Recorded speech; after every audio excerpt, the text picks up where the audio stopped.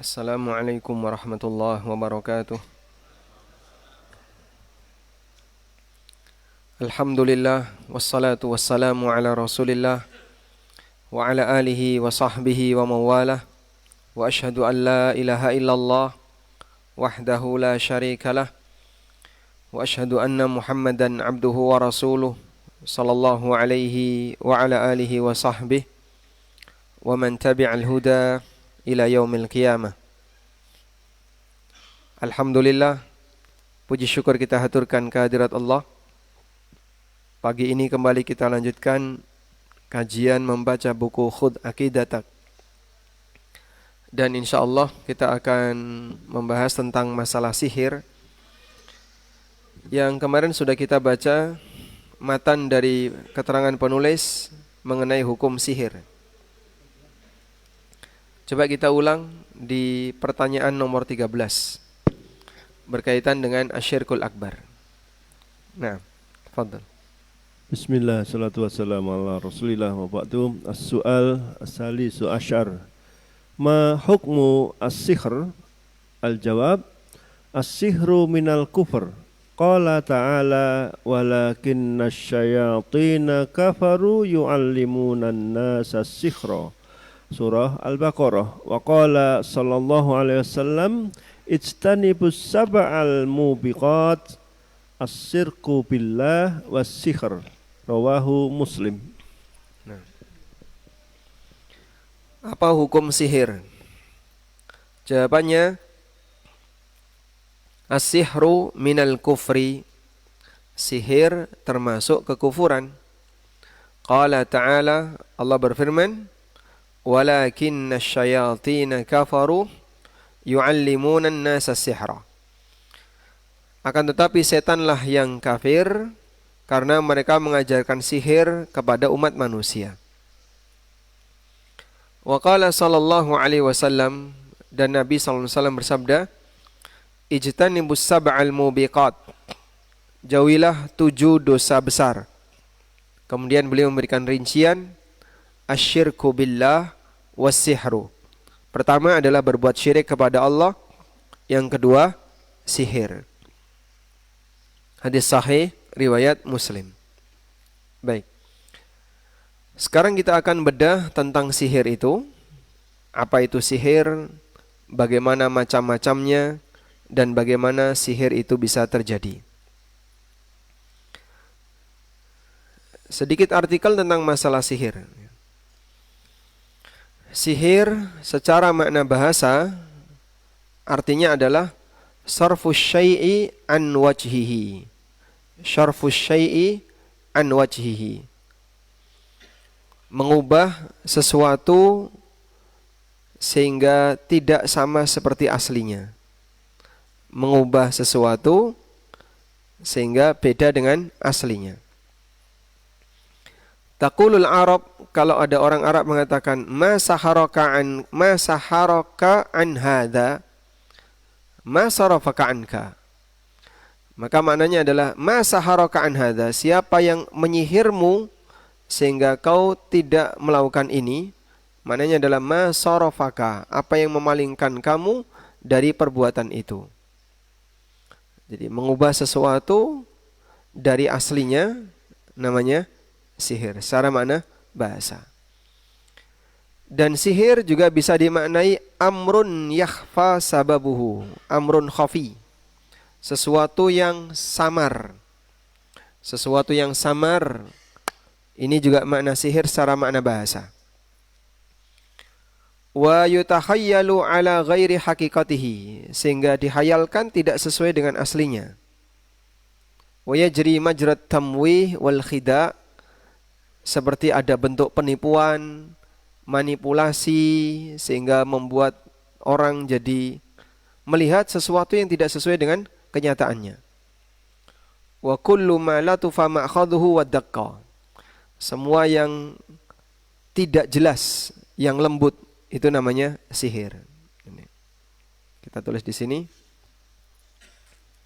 Sihir secara bahasa. Ada 2 makna tadi ya. Yang pertama apa tadi? mengubah atau memalingkan, mengubah sesuatu hingga beda dengan aslinya. Yang kedua, sesuatu yang samar. Sesuatu yang samar atau lembut sehingga tidak kelihatan. Ini makna sihir secara bahasa. Baik. Karena itu sihir tidak bisa tampak. Tiba-tiba ada pengaruhnya, tapi proses perubahannya tidak diketahui. Kok bisa jadi seperti itu? Itulah sihir. Berubah, tapi sifatnya samar. Sehingga dari dua makna bahasa ini, sihir itu terjadi, ada perubahan dan prosesnya samar. Beda dengan yang bukan sihir. Kalau yang bukan sihir, prosesnya kelihatan. Misalnya, ada orang diracun atau dikasih khamr, dia minum khamr terus mendem. Akan kelihatan ya. Kenapa dia mendem? Oh, tadi minum khamr. Tapi kalau ada orang awalnya normal, tiba-tiba langsung kejang, tiba-tiba langsung teler mendem. Kenapa dia? Nggak tahu, tiba-tiba seperti itu. Nah, itu bisa jadi karena pengaruh sihir. Baik. Selanjutnya, secara makna istilah. Sihir secara makna istilah, ada keterangan yang disampaikan oleh Al-Khattabi. As-sihru min amali syaitan. Sihir secara makna istilah adalah perbuatan setan. Yaf'aluhu fil insan. Tapi diterapkan untuk manusia. Binafsihi wa hamzihi wa waswasatihi, dengan aneka gangguan dari setan, baik hembusan setan atau colekan setan atau waswas setan. Wa yatawallahu sahir, dan ini dilakukan oleh penyihir, bita'limihi iya, dengan cara mempelajarinya, wa mu'anatihi wa ma'unatihi alaih, dan minta pertolongan kepada setan. فَإِذَا تَلَقَّاهُ عَنْهُ إِسْتَعْمَلَهُ فِي غَيْرِهِ بِالْقَوْلِ وَالنَّفْثِ فِي الْأُقْدَةِ. Ketika dia sudah mendapatkan ilmu itu, dia gunakan untuk orang lain, baik dengan kata-kata atau dengan tiupan dalam uqdah, dalam simpul. Karena salah satu di antara media sihir adalah simpul yang ditiup. Maka kita berlindung kepada Allah. Wa min syarrin naffatsati,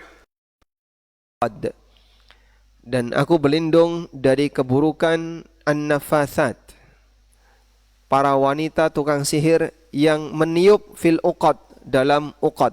Uqad itu bentuk jamak dari uqdah, buntelan. Uqad artinya apa? Buntelan. Jadi dia simpul-simpul sihir dalam bentuk bungkusan yang dibuntel, ya, bungkusan atau buntelan, terus ditiup, maka nanti jadi simpul sihir. Baik. Intinya di sini bahwa sihir terjadi tanpa bisa diindra oleh manusia. Sehingga dari makna istilah yang disampaikan oleh Al-Khattabi tadi, makna istilah untuk kata sihir, di situ ada unsur apa? Bantuan setan. Sehingga tidak terindra. Sehingga tidak terindra. Maka dari sinilah kita bisa lihat korelasi antara makna istilah dengan makna bahasa.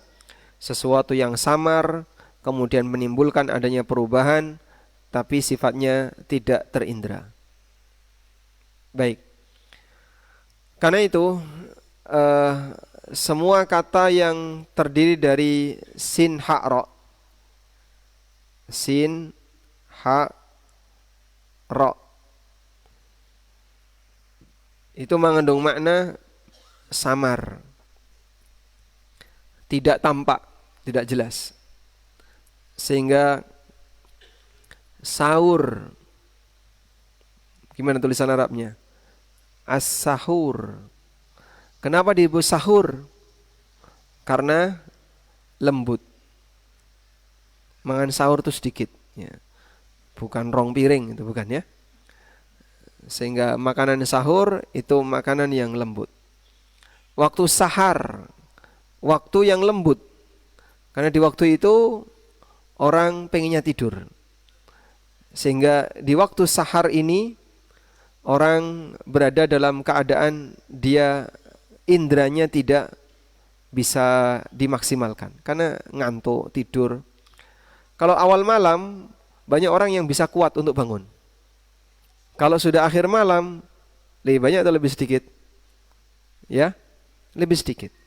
Sehingga mereka yang senang bangun awal malam disuruh bangun akhir malam nggak bisa. Mereka yang bangun di akhir malam mungkin bisa bangun di awal malam. Karena manusia lebih mudah bangun di awal malam daripada di akhir malam. Baik. Karena itu Nabi SAW menyebut penjelasan itu bisa menyihir. Penjelasan itu bisa menyihir. Orang punya pemahaman A. Coba Bapak ubah pemahaman A ini jadi pemahaman B. Caranya gimana, Pak? Misalnya, orang punya pemahaman penyakit ini tidak berbahaya. Ya? Bagaimana cara mengubah pemahaman itu? Dijelaskan. Ketika yang bersangkutan dijelaskan oleh orang pertama, nggak percaya. Dijelaskan orang kedua, tetap nggak percaya. Dijelaskan ahlinya orang ketiga, oh baru kali ini saya yakin. Oh berarti selama ini saya salah. Maka orang pertama gagal menjelaskan, orang kedua gagal menjelaskan, orang ketiga bisa ngasih penjelasan. Terjadi proses perubahan, tapi tanpa sadar. Sehingga sifatnya hanya ngasih penjelasan-penjelasan, terus yang bersangkutan berubah pendirian. Ibnu Abbas mendatangi Khawarij dengan jumlah yang cukup banyak, 3.000. Lalu beliau minta kepada mereka, tolong jelaskan kepada saya, apa alasan yang membuat kalian mengkafirkan Ali bin Abi Thalib? Mereka sebutkan ada 3 alasan. Ditanya lagi sama Ibnu Abbas, hanya 3 ini? Iya, hanya 3 ini. Baik, sekarang akan saya jelaskan, gantian. Masing-masing dijelaskan oleh Ibnu Abbas dengan dalil yang beliau miliki dan hujah yang kuat. Akhirnya dari 3.000 itu, tobat sekian ribu. Terjadi perubahan pemahaman. Yang awalnya benci sekali sama Ali, sekarang tobat terus senang sama Ali. Hal yang sama juga terjadi pada para sahabat yang dulunya benci sama Nabi SAW, tapi setelah dikasih penjelasan, kemudian berubah jadi senang kepada Nabi SAW. Maka penjelasan itu bisa menyihir. Demikian pula orang misalnya berceramah dengan sangat bagus, enak didengar, membuat semua orang terpukau, tiba-tiba netes tidak terasa. Pernah nggak lihat kayak gitu? Apa itu? Dia kena sihir, sehingga netesnya tidak terasa. Malatufa, sesuatu yang lembut. Nabi SAW pernah mengatakan, wa inna minal bayani la sihra. Sesungguhnya penjelasan itu termasuk sihir. Jadi kemampuan orang dalam berbicara dan bisa menjelaskan itu termasuk bagian dari sihir. Sebagaimana disebutkan dalam hadis riwayat Bukhari Muslim, wa inna minal bayani la sihra. Sesungguhnya penjelasan itu termasuk bagian dari sihir. Sehingga orang ketika pandai bicara, retorikanya bagus, bisa menjelaskan dengan baik, nyaman didengar, walaupun sekiranya orang itu nggak butuh, tapi tetap didengerin. Dan mungkin di antara kita masing-masing punya orang yang kita anggap, wah ini pinter ngomong, enak didengar. Dan masing-masing orang berbeda-beda antara satu dengan yang lain. Baik. Dan itu diantara kemampuan orang dalam berbicara, yaitu bisa berbicara dengan fasih. Maka ada ungkapan zinatur rajul apa? Fasahatuhu. Gantengnya orang itu dilihat dari fasihnya ketika dia bicara. Sehingga ketika dia pandai memberikan pengaruh kepada orang lain dengan lisannya, itu akan memberikan pengaruh bagi orang itu untuk semakin tertarik kepada cara dia berbicara. Ajining diri ana ing lati. Jadi orang bisa menjadi berharga karena dia pandai berbicara atau karena pembicaraannya. Berikutnya, tentang sejarah sihir. Sejak kapan sihir itu ada? Jadi kalau kita ditanya kapan sihir itu sudah ada? Sudah ada sebelum zaman Nabi Nuh. Kok bisa, Pak? Walaqad arafatil umamus sabiqah as-sihra. Umat-umat sejak masa silam mereka itu sudah kenal sihir. Karena setiap umat yang diutus oleh Allah seorang rasul kepada mereka, kecuali mereka mengatakan tentang rasul itu sebagai rasul yang penyihir atau orang gila. Seperti di surat Az-Zariyat Allah Ta'ala berfirman, kadzalika ma atal ladzina min qablihim mir rasulin illa qalu sahirun au majnun. Setiap kali ada rasul yang aku utus kepada semua umat sebelum mereka, semuanya punya kalimat yang sama, menuduh nabinya tukang sihir atau orang gila. Berarti gimana, Pak? Sejak zaman Nabi Nuh dulu komentarnya sama. Padahal mereka nggak pernah ketemu. Maka coba Anda lihat di surat Az-Zariyat, bagaimana pernyataan Al-Quran ketika menceritakan kebiasaan orang-orang musyrikin itu. Allah Subhanahu wa Ta'ala mengatakan, mengomentari orang-orang musyrikin yang selalu menuduh nabinya dengan tukang sihir atau orang gila. Allah berfirman, kadzalika ma atal ladzina min qablihim mir rasulin illa qalu sahirun aw majnun. Setiap kali datang seorang rasul kepada satu umat, mereka semuanya pasti mengatakan ini penyihir atau orang gila. Lalu Allah mengatakan, atawasaubi, apakah mereka pernah saling berwasiat? Umatnya Nabi Nuh kan tidak ketemu dengan umatnya Nabi Hud. Umat Nabi Hud tidak ketemu dengan umatnya Nabi Saleh. Tidak ketemu dengan umatnya Nabi Syuaib. Tidak ketemu dengan umatnya Nabi Musa. Tidak ketemu dengan umatnya atau sebelumnya Nabi Ibrahim, Nabi ini. Tapi kenapa kalimatnya sama antara satu umat dengan umat yang lain? Maka Allah bertanya, atawasaubi, apakah mereka pernah saling berwasiat? Sehingga sebelum umatnya Nabi Nuh ditenggelamkan, mereka nulis wasiat.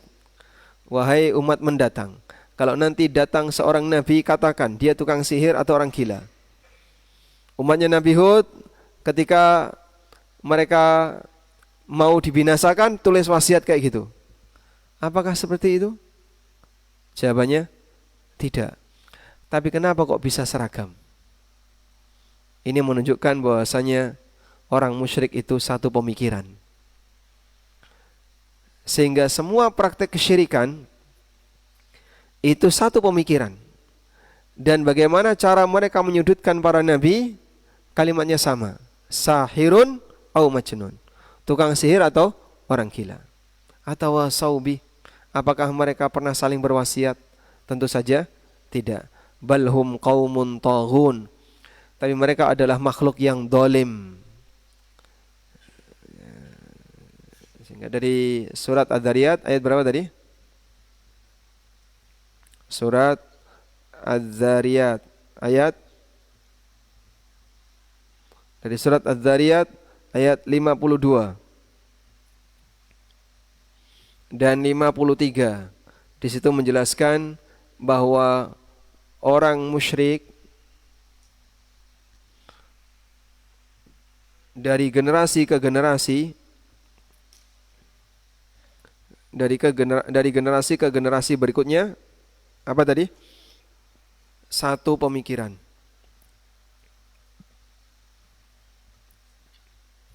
Walaupun mereka tidak pernah ketemu, tapi karena mereka satu pemikiran, sehingga cara mereka dalam melawan kebenaran itu sama. Maka cara dalam melawan kebenaran sama semua. Semuanya sama. Dari mulai musuhnya Nabi Nuh, musuhnya Nabi Hud, Nabi Saleh, Nabi Ibrahim, dan para nabi-nabi setelahnya, semuanya sama. Kadzalika ma atal ladzina min qablihim min rasulin illa qalu sahirun au majnun. Setiap kali datang seorang rasul kepada mereka, mereka selalu berkomentar tukang sihir atau orang gila. Berarti sejarah sihir sudah ada siapa? Sejak sejarah para nabi. Nah, selanjutnya macam-macam sihir. Kita baca keterangan Asy-Syinkiti. Syekh Muhammad Amin Asy-Syinkiti rahimahullah dalam Adwaul Bayan fi tafsiril Quran bil Quran mengatakan, anna sihra anwa'un, sihir itu beragam. Minha ma huwa amrun lahu haqiqatun. Pertama, sihir yang hakiki. Sihir hakiki itu ya betul-betul bisa memberikan pengaruh real, pengaruhnya kelihatan walaupun prosesnya tidak kelihatan. Jadi sihir itu proses tidak kelihatan.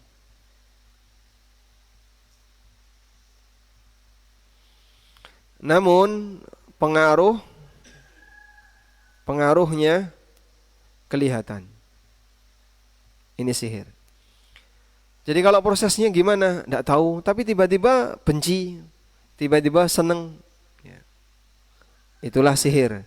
Pengaruhnya tidak kelihatan, tapi prosesnya, pengaruhnya kelihatan, tapi prosesnya tidak kelihatan. Wa minha ma huwa takhyilun. Dan sihir juga bisa sihir takhayyuli. Cuman tipuan. La haqiqata lahu, tidak ada perubahan. Sejatinya tidak ada perubahan di situ. Maksudnya tipuan di sini tidak ada yang berubah. Tidak ada yang berubah, cuman tipuan saja. Sekarang kita akan lihat penjelasan dari macam-macam sihir tadi ya. Yang pertama adalah sihir takhayyul. Sihir takhayyul itu bentuknya hanya pandangan mata. Yang terjadi apa? Menyihir pandangan mata. Wal istirhab, menakut-nakuti orang. Jadi sejatinya tidak ada perubahan apapun. Tidak ada yang berubah. Nah, kita tulis di sini macam-macam sihir. Yang pertama tadi apa? Sihir tahayyul, takhayyuli, pakai kha sebenarnya. Nah, sihir tahayyul itu tidak ada.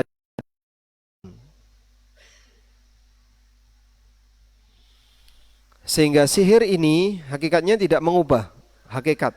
Ya, di sini tidak mengubah hakikat. Sebentar dulu ya. Kayak apa Pak contohnya? Ini seperti sihirnya tukang sihir Fir'aun. Di surat Al-A'raf Allah Subhanahu wa taala berfirman, qala alqu, Musa mengatakan, silakan kalian lempar duluan. Falamma alqau, saat mereka para tukang sihir Fir'aun itu melempar apa? Tongkat mereka, tali mereka. Saharu a'yunan nas. Tukang sihirnya Fir'aun itu menyihir pandangan orang. Jadi mereka tidak bisa mengubah tali itu jadi ular, tapi mereka nyihir pandangan orang sehingga seolah-olah melihat tali itu seperti ular.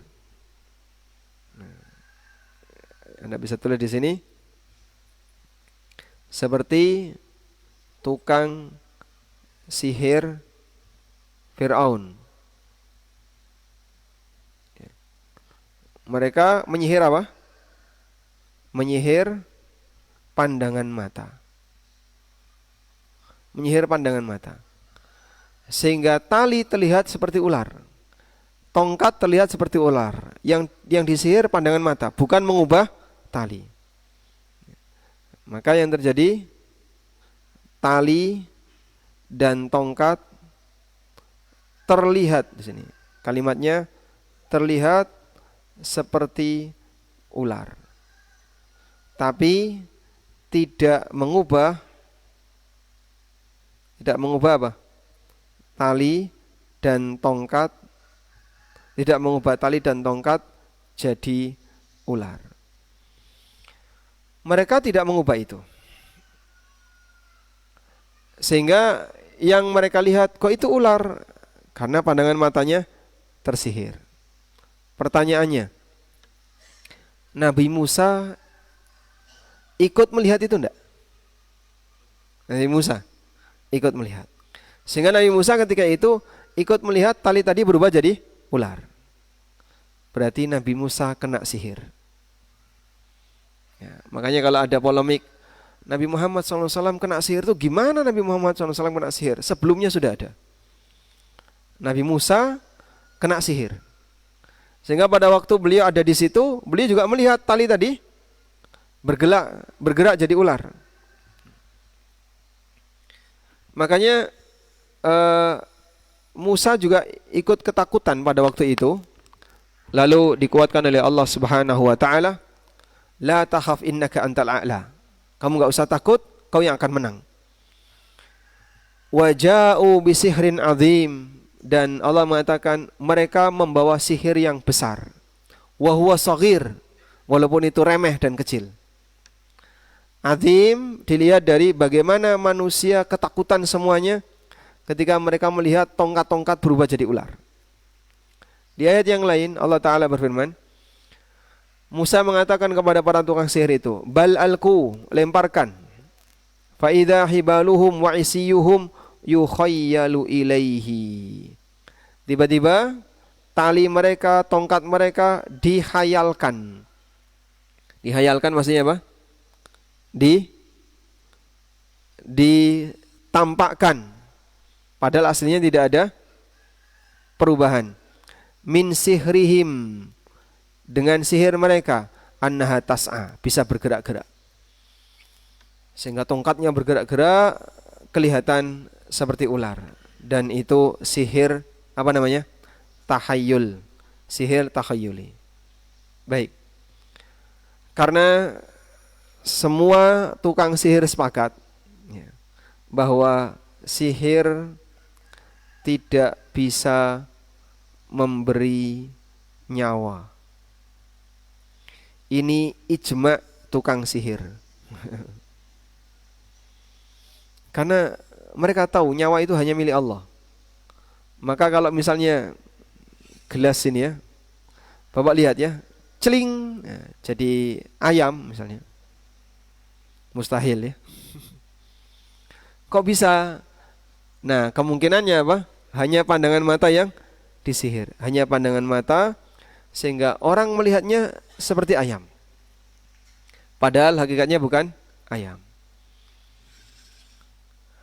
Karena itu, pada waktu Nabi SAW membelah bulan, beliau membelah bulan, maka orang mengatakan, oh Muhammad menyihir.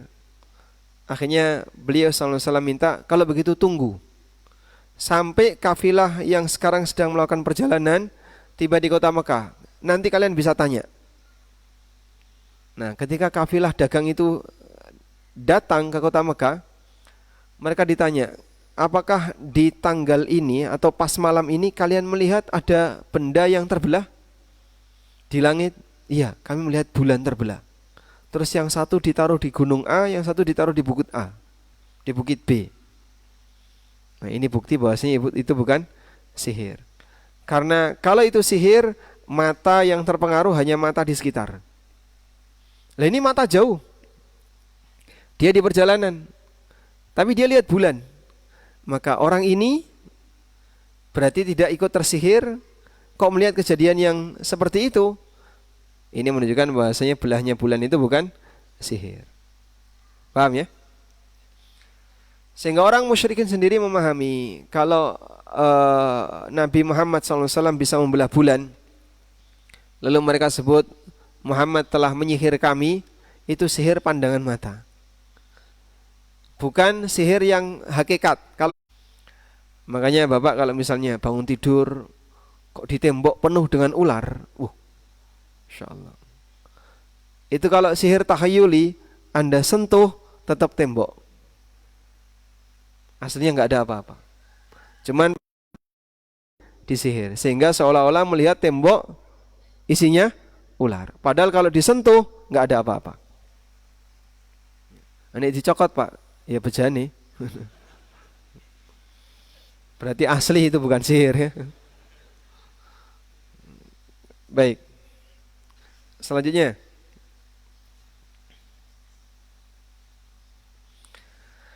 ada sihir yang kedua, yaitu sihir mu'athir. Ini sihir yang bisa mengubah secara hakiki. Jadi mu'athir ini bisa mengubah. Dan memang betul-betul mengubah. Kalau tadi yang takhayuli kan tidak ada perubahan, cuman pandangan mata saja yang disihir. Kalau mu'athir ini betul-betul efeknya ada, berubah. Dan ini lebih parah dibandingkan yang pertama. Dan biasanya yang diubah itu perasaan manusia. Sehingga sihir yang kedua, apa namanya? Sihir mu'athir.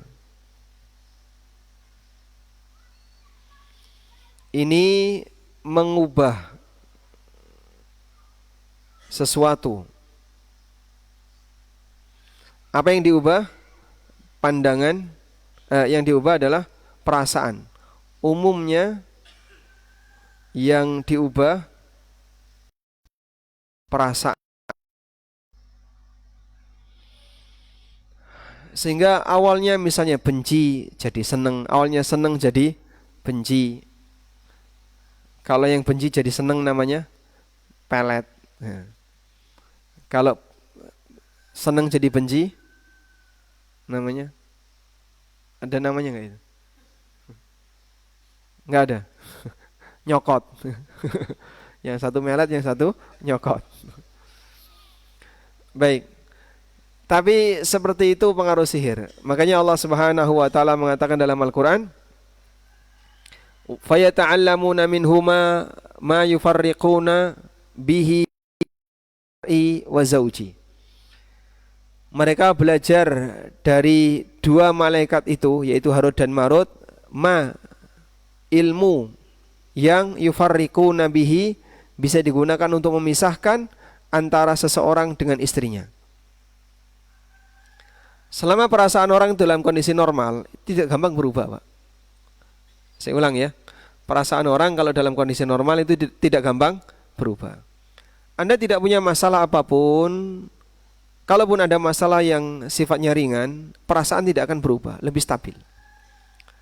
Tapi ketika diganggu, baik dengan cara sihir atau gangguan yang lain, dibisiki, akhirnya bisa berubah. Saat sudah berubah, balik setelan awal susah.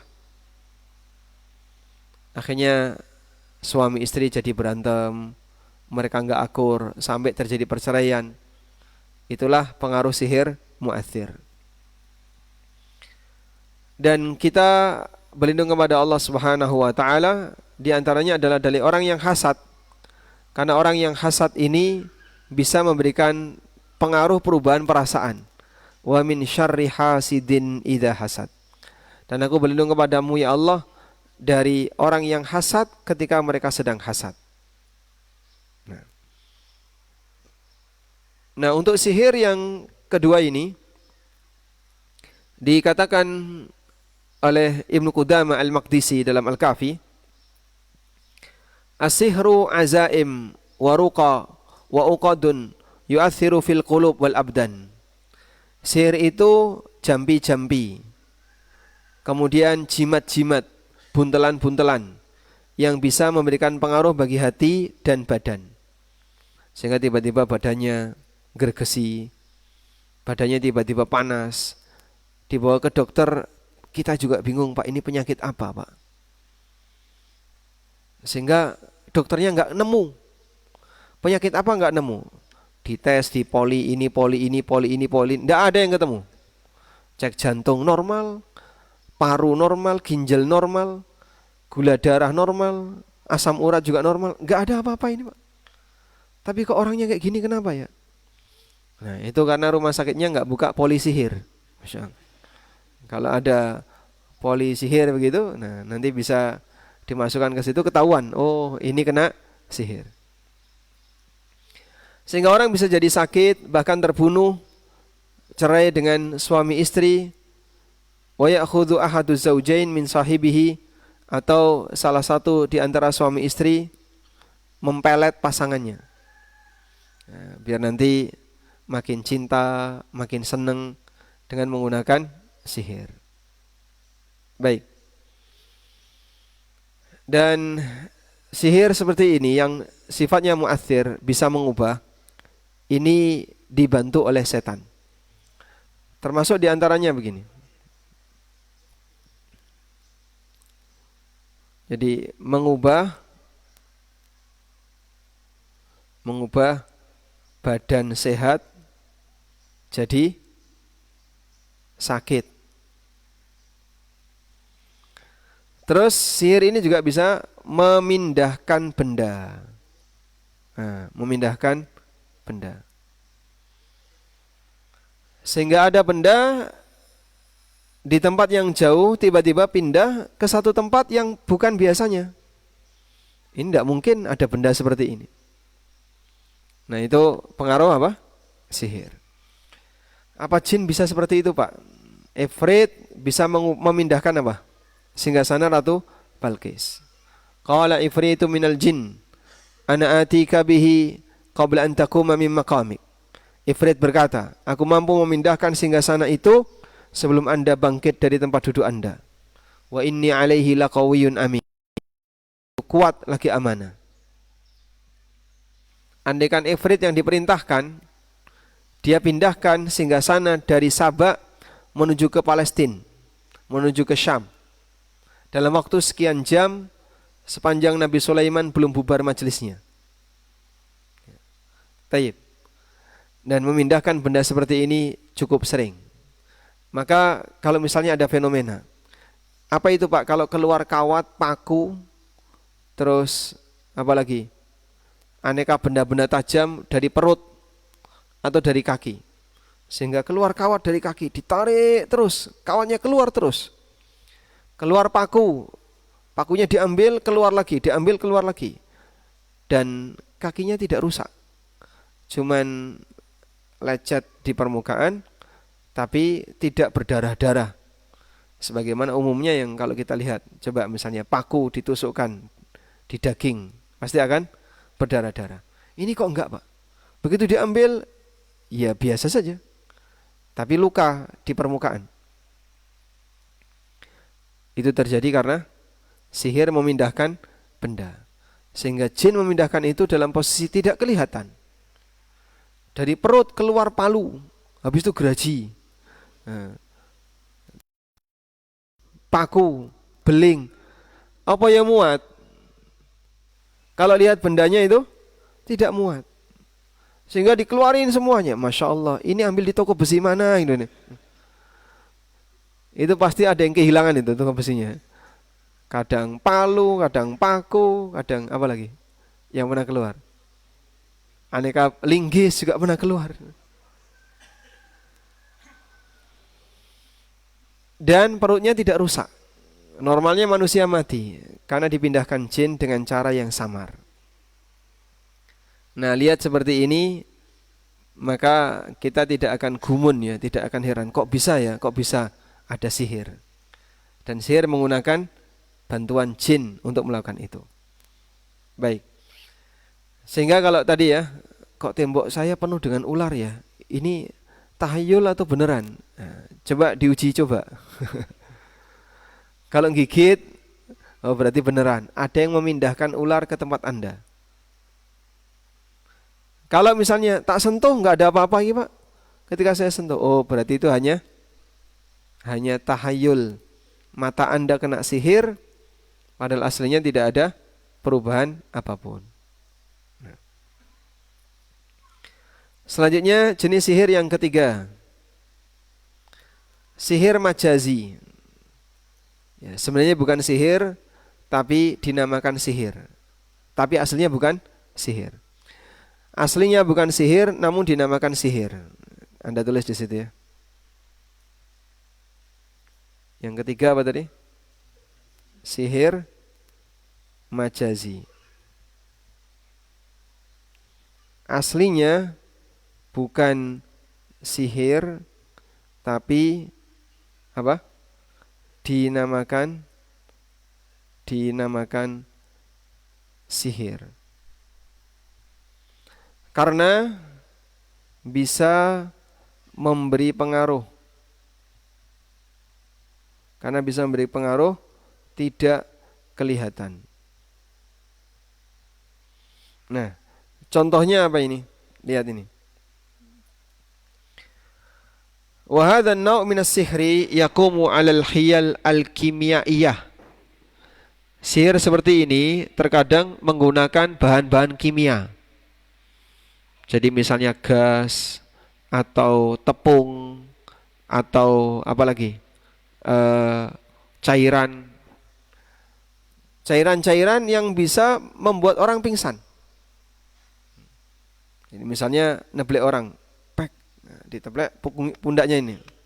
Tapi saat dia neblek, pundaknya ada debu, cairan kimia atau debu-debu kimia yang sudah dia rancang, kehirup orang tadi, langsung pingsan. Nah ini salah satu di antara contoh sihir. Wa khifatil yad atau kecepatan tangan. Kecepatan tangan ya. Misalnya mengubah apa jadi apa. Saya pernah lihat ada orang yang buka dompet ini kobong. Kobong, buka dompetnya itu kobong. Nah, sudah ditutup mati, buka lagi kobong lagi. Tak goleki korekane ning ndi. Nah, kita melihat itu apa itu? Apa dibantu jin? Bukan, dia kecepatan tangan. Sehingga penipuan dan dibuat tidak kelihatan ala di'afil ukul bagi orang yang enggak ngerti hakikat, tidak ngerti hakikatnya. Dan ada banyak sekali ya trik-trik sulap. Nah, model sulap seperti itu masuk kategori sihir. Ya, makanya dulu ahli kimia itu dicurigai penyihir. Si fulan ahli kimia, oh pasti dia penyihir. Ya. Karena biasanya orang-orang yang bermain cairan-cairan kimia itu dipakai untuk gendam, dipakai untuk apalagi membuat orang pingsan. Sehingga begitu dia lewat tinggal tak. Nah, begitu tak ini kan ada debu yang tersebar, kehirup lah sama orang tadi, akhirnya dia pingsan. Dan itu masuk dalam bahasa disebut sihir tapi secara majazi. Jadi aslinya bukan sihir tapi disebut sihir. Nah ini kalau di zaman kita dalam bahasa Arab namanya sya'wadhah atau ad-dajlu. apa ya, sihir kecepatan tangan. Istilahnya apa? Ilusionis, ya. Ilusionis. Kalau ilusionis itu apa? Hayalan, berarti pandangan mata. Nah, apa kemampuan sampai dulu David Copperfield ya? Dia bisa apa? Hah? Kalau bisa terbang kan diangkat jin. Bisa apa dia? Dipotong nggak mempan. Dipotong nggak mempan. Nah, secara hakiki mungkin nggak dipotong nggak mempan? Ya, mati ya. Misalnya ada orang potong lehernya, dah, ini pasti mati. Berarti kemungkinan besar itu bukan mu'athir, tapi masuk sihir takhayyuli. Dan saya pernah melihat itu. Tapi waktu kecil dulu. Waktu SD kelas 1 mungkin ya. Ada apa ya, rame-rame, terus ada sulap-sulap. Itu orang dipenggal kepalanya, kemudian kepalanya diarak. Jadi dia tidur, dipenggal kepalanya ditaruh di baki gitu, terus dikelilingkan, setelah itu dipasang lagi. Hidup. Ini takhayyuli. Jadi pandangan mata seolah-olah itu kepala. Padahal bisa jadi itu benda yang lain yang ditaruh di atas baki tapi tertampak kepala. Kepalanya orang tadi ditutupi. Ya wallahu a'lam. Takhayyul. Juga saya lihat langsung ada orang dimasukkan ke dalam ruangan kain gitu. Terus dia sihir dari jarak dekat, getar itu. Nah, kainnya getar. Ketika dibuka hilang. Saya lihat bukan di TV, itu ya lihat langsung nyata. Nah, itu sihir apa? Pandangan mata, atau dia dipindahkan oleh jin. Dipindahkan oleh jin. Kalau ada orang yang jualan buku, nah, begitu dibuka kosong, ditutup buka lagi ada isinya. Itu apa itu? Kecepatan tangan. Mengubah topeng, yang punya Cina itu ya, dia bisa punya kecepatan untuk merubah topeng dia dalam waktu kurang dari 1 detik. Ternyata ditarik ke bawah. Dan seterusnya. Nah, sihir seperti itu, apa itu maksudnya? Majazi, jadi hanya kecepatan tangan. Mengenal seperti ini, alhamdulillah, ahli tauhid ketika belajar seperti ini, ngelihat kejadian itu enggak gumun. Oh, cuman kayak gitu. Saya sudah pernah tahu, itu namanya sihir, ini namanya sihir. Semuanya sihir sudah. Dan itu jelek. Ya. Walaupun tidak semuanya dihukumi kafir. Sekarang dari 3 jenis sihir ini yang dihukumi kafir 1 dan 2. Sedangkan sihir jenis yang ketiga, para ulama tidak menghukumnya sebagai kekufuran, tapi orangnya berhak dihukum karena bisa menimbulkan kegaduhan di masyarakat. Dan budaya sihir itu bukan budaya kuno. Zaman modern pun masih banyak orang yang pamer sihir.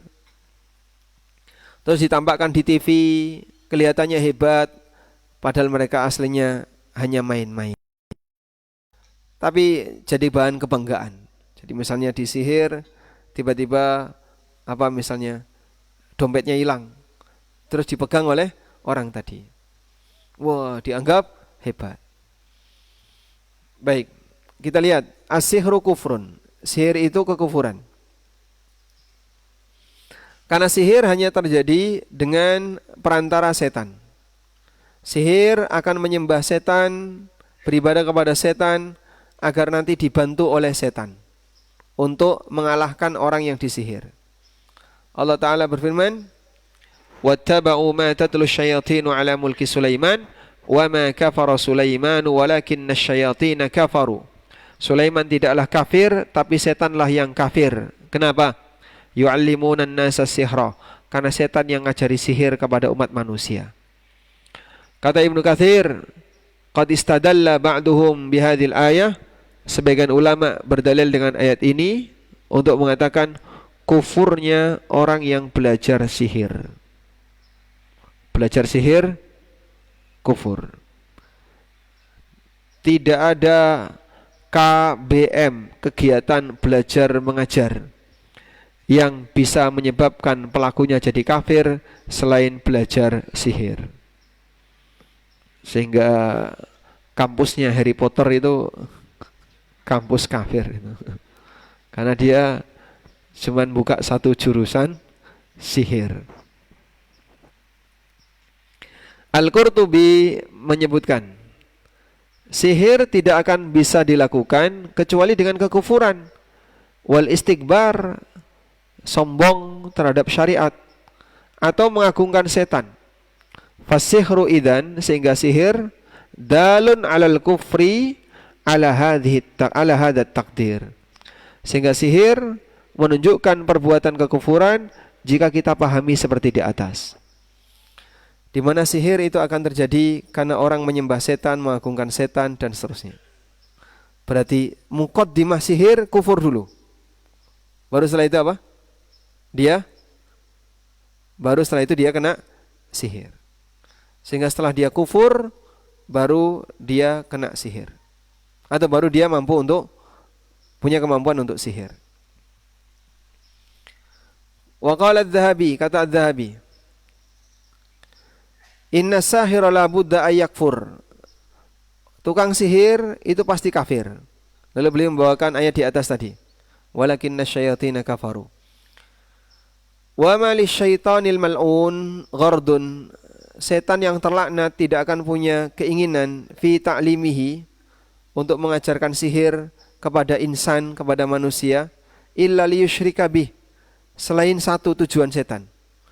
Setan tidak punya tujuan selain satu ketika ngajari sihir kepada orang, agar mereka menyekutukan Allah dengan setan.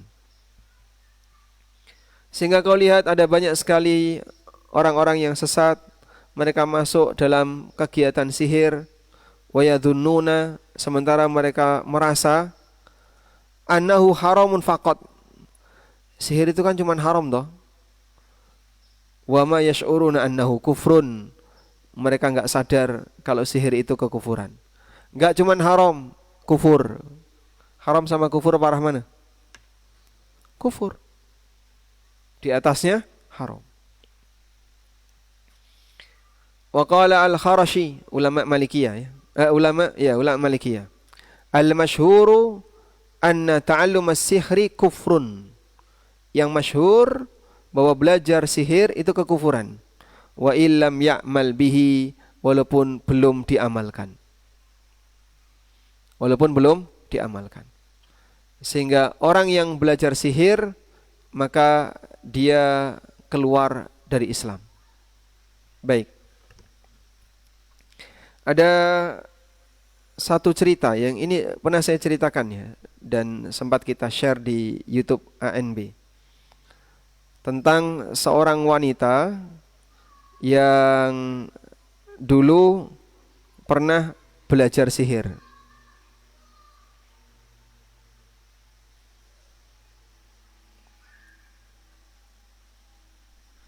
Di mana itu ya? Ada di YouTube ya. Jadi ceritanya, wanita ini ditinggal suaminya minggat. Akhirnya dia sedih dan dia pingin gimana caranya biar suaminya bisa balik. Kemudian dia mendatangi seorang nenek-nenek. Gimana caranya agar suami saya bisa balik? Diarahkanlah oleh nenek-nenek ini, coba kamu datang ke tempat ini. Di situ ada orang yang bisa ngajari kamu. Datanglah dia ke sana. Ternyata ada dua orang yang sedang digantung, dijungkir. Dan sebenarnya ini masuk dalam keterangan para ulama tentang tafsir Harut dan Marut. Apakah betul yang digantung itu Harut Marut atau setan? Lalu dia tanya, gimana caranya agar aku bisa mendatangkan suamiku? Kalau kau mau, silakan datang ke tanur. Ada sebuah tanur, tungku. Kau masuk ke tungku itu, ada bangunan, ada tungkunya, kencing di situ. Akhirnya dia masuk. Terus dia balik. Kau lihat apa? nggak lihat apa-apa. Berarti kau belum melakukannya. Balik, balik. Dia balik, kemudian dia ketakutan, keluar lagi. Ditanya sama yang ngajari tadi, kamu sudah melihat apa? Saya nggak melihat apa-apa. Berarti kau belum melakukannya. Kemudian dia balik, lalu dia nekat kencing di situ. Tiba-tiba dia melihat apa? Ada kuda yang terbang. Nah, setelah itu baru dia keluar, terus ditanya, kamu lihat apa? Saya melihat kuda terbang. Itulah imanmu. Imannya sudah lepas. Dan seketika itu dia bisa sihir. Maka saat dia mengambil benih, dia perintahkan tumbuh, langsung tumbuh. Seketika itu. Akhirnya dia bertobat, lalu datang ke Madinah, mencari Nabi SAW. Pada waktu itu Nabi SAW sudah meninggal. Ketemu Aisyah radhiyallahu anha, dan wanita ini sangat sedih. Kemudian dia cerita tentang pengalamannya. Wallahu ta'ala alam. Dan riwayat ini disebutkan oleh Ibnu Asakir. Apakah itu sahih atau tidak? Wallahu alam. Tapi itu cerita yang cukup ma'ruf berkaitan dengan orang bisa belajar sihir dalam waktu sekejap. Demikian, semoga apa yang kita bahas ini bermanfaat. Wassallallahu ala nabiyyina Muhammadin wa ala alihi wa sahbihi wasallam. Jazakallahu khairan atas kajian bedah sihir di pagi hari ini. Ada pertanyaan dari jamaah Rabaki. Bagaimana dengan pendidikan atau berlatih tenaga dalam, apakah termasuk sihir? Apakah berlatih tenaga dalam termasuk sihir? Kalau hanya sifatnya olah nafas, biar orang itu sehat, atau biar orang itu kuat, kemudian dia berlatih dengan cara yang bisa diukur secara medis, kita sepakat ini boleh. Mungkin ada yang pernah ikut senam Tifan, ada ya? Di antara teman-teman. Mungkin ada ya. Itu kan ada gerakan detik beralih ya. Dulu saya pernah belajar tapi gagal. Jadi detik beralih itu berlatih gimana otot itu bisa jadi keras dalam waktu sekejap. Dan itu hanya permainan nafas. Ya, kita dulu sempat belajar kayak gitu. Bisa jadi keras, terus dilepas, keras, dilepas, keras, dilepas. Dan kalau sifatnya hanya seperti ini, insya Allah tidak masalah. Sederhananya kayak gini Pak, Bapak tarik nafas, kemudian tahan. Saat Anda tarik nafas, Anda tahan, otot Anda akan menjadi tegang. Dan itu ketika dipukul, disentuh, itu lebih kuat. Uji coba. Kalau hanya sebatas ini, insya Allah tidak masalah. Yang kedua, jika tenaga dalam itu menggunakan bantuan setan, ya, sehingga sampai membuat dia kebal senjata, atau bisa ngilang, atau bisa terbang, berjalan di atas air, dan seterusnya, ini jelas sihir, dan praktek seperti ini kekufuran, karena selalu diawali dengan at-ta'zim lisyaitan, pengagungan kepada setan. Wallahu a'lam. Yang berikutnya Ustaz, apa hukum menjual produk digital semacam audio atau video yang cara menjualnya dengan menunjukkan kenikmatan harta atau kesuksesan menjual produk tersebut, menunjukkan seperti flexing untuk menjual agar orang tertarik untuk menjual produk tersebut. Gimana itu? Jadi menjual tapi dengan pamer. Dari hasil menjual ini saya punya ini gitu.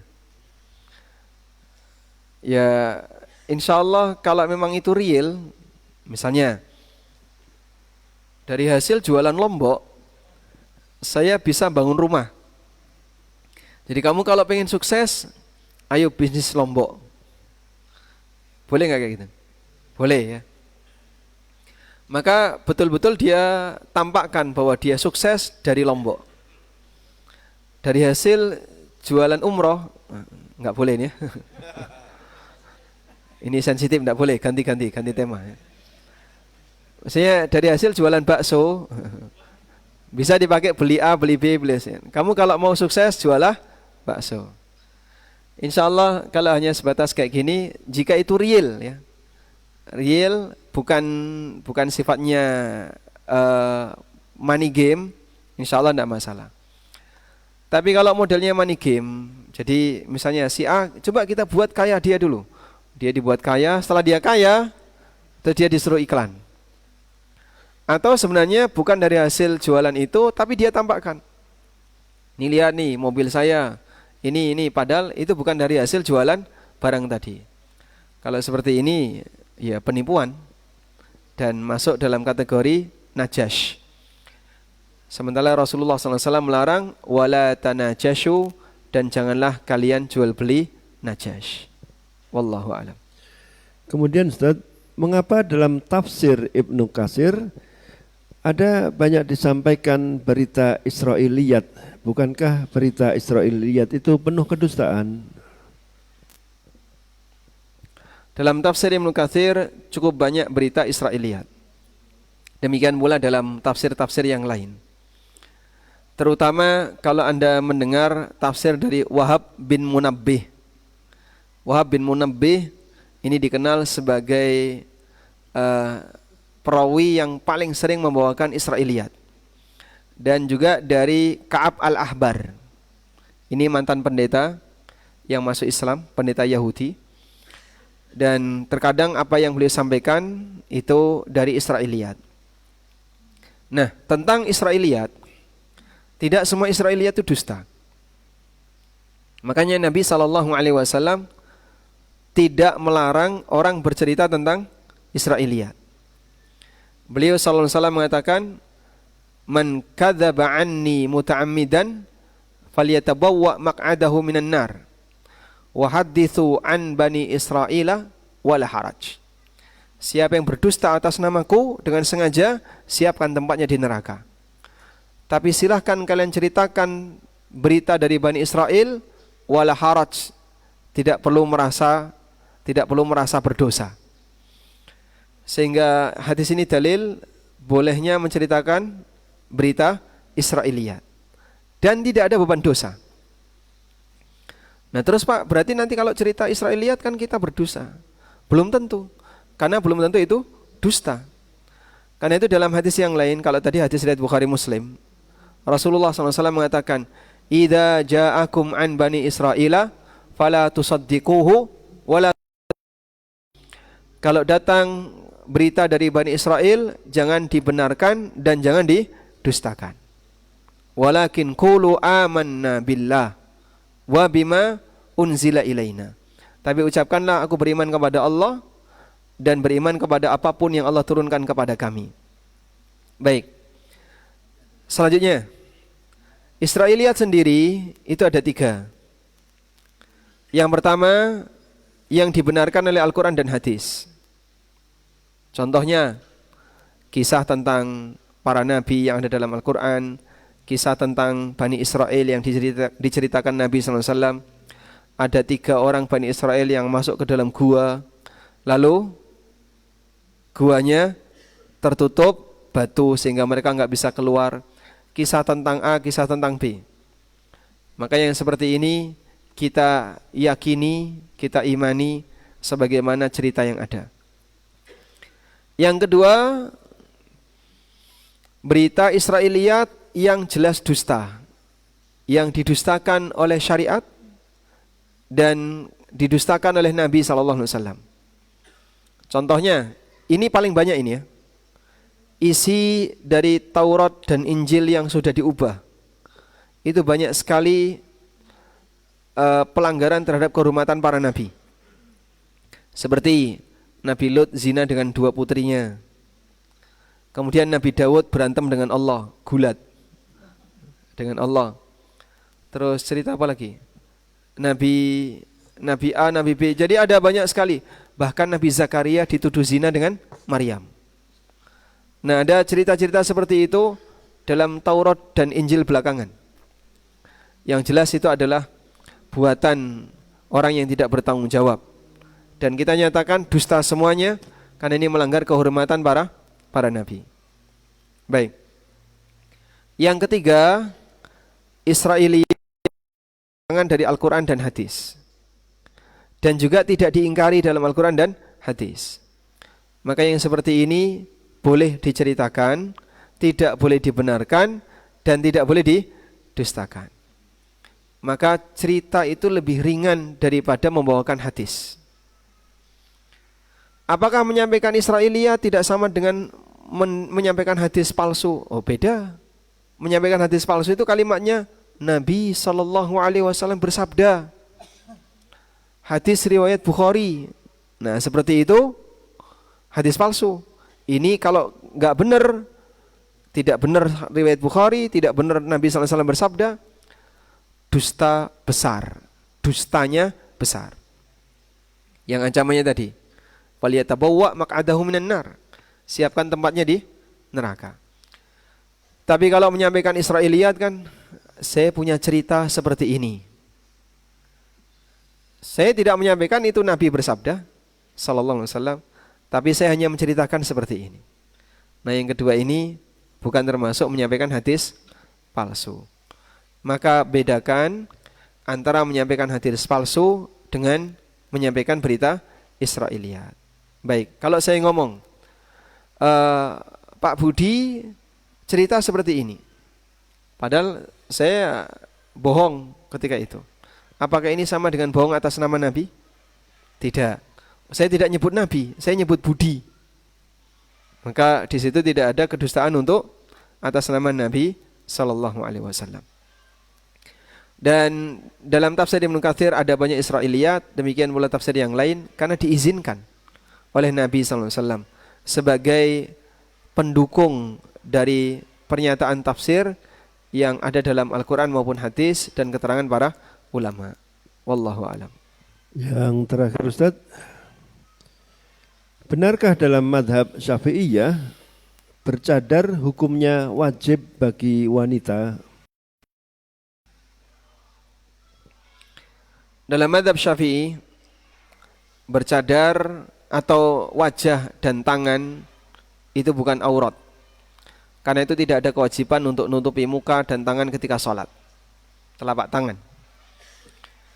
Namun ada beberapa ulama Syafi'iyah yang memerintahkan para wanita untuk bercadar kaitannya dengan masalah potensi fitnah, sehingga wajah ditutupi agar tidak menimbulkan fitnah dengan lawan jenis.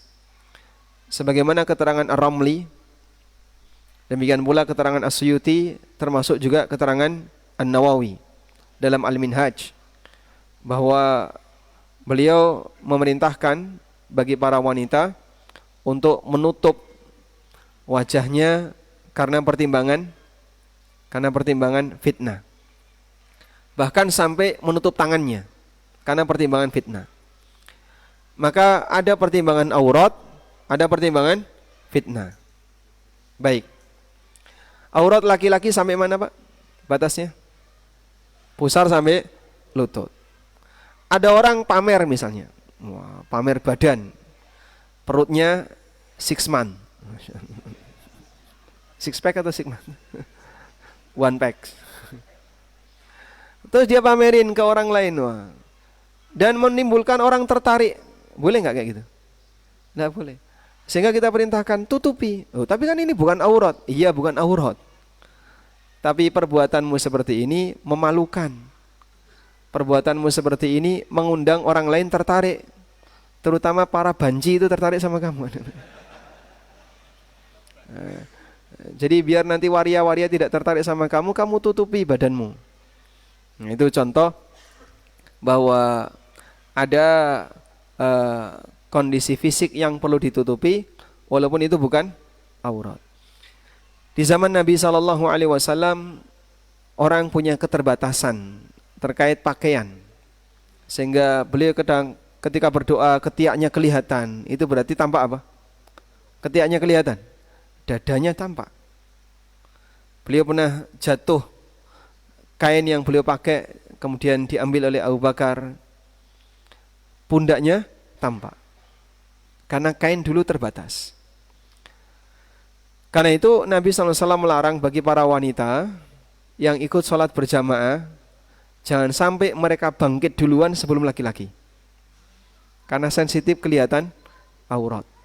Enggak pakai celana dalam, Pak. Ya kayak orang sedang ihram ya. Tidak pakai celana. Sehingga ini pertimbangannya pertimbangan bukan masalah aurat lagi, tapi masalah berpotensi menimbulkan fitnah. Jika berpotensi menimbulkan fitnah, maka harus dihindari.